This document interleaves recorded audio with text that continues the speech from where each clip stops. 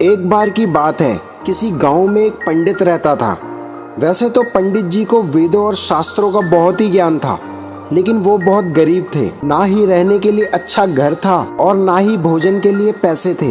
एक छोटी सी झोपड़ी थी, उसी में रहते थे और वो भिक्षा मांगकर जो भी मिलता था उसी से अपना जीवन यापन करते थे।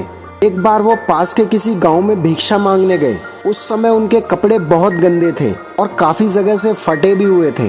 जब उन्होंने एक घर का दरवाजा खटखटाया तो सामने से एक व्यक्ति बाहर आया। उसने जब पंडित को फटे कपड़ों में देखा तो उसका मन घृणा से भर गया और उसने पंडित को धक्के मारकर वहां से निकाल दिया।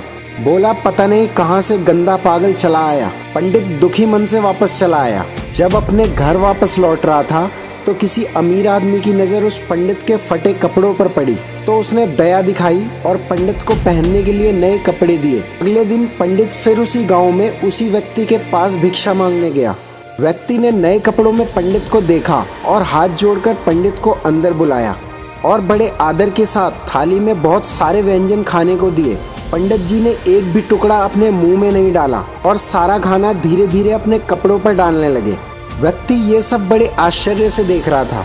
आखिर उसने पूछ ही लिया कि पंडित जी, आप ये क्या कर रहे हैं? सारा खाना अपने कपड़ों पर क्यों डाल रहे हैं? पंडित जी ने बहुत शानदार उत्तर दिया, क्योंकि तुमने ये खाना मुझे नहीं बल्कि इन कपड़ों को दिया है, इसलिए मैं ये खाना इन कपड़ों को ही खिला रहा हूँ। कल जब मैं गंदे कपड़ों में तुम्हारे घर आया तो तुमने मुझे धक्के मारकर घर से निकाल दिया और आज तुमने मुझे साफ और नए कपड़ों में देखकर अच्छा खाना पेश किया। असल में तुमने ये खाना मुझे नहीं, इन कपड़ों को ही दिया है। वह व्यक्ति ये सुनकर बहुत दुखी हुआ।